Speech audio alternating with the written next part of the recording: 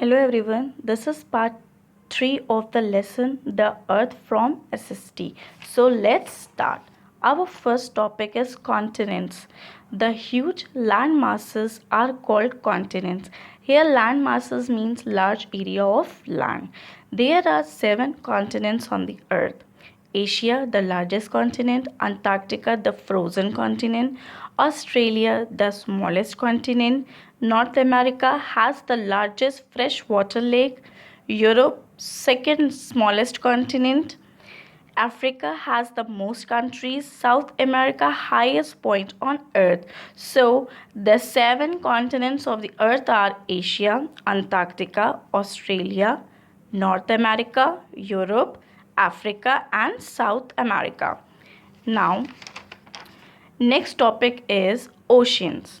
The huge water masses on earth are known as oceans. There are 5 oceans: Pacific Ocean, Atlantic Ocean, Indian Ocean, Arctic Ocean and Southern or Antarctic Ocean. Pacific Ocean is the largest ocean and Arctic Ocean is the smallest ocean. Thank you.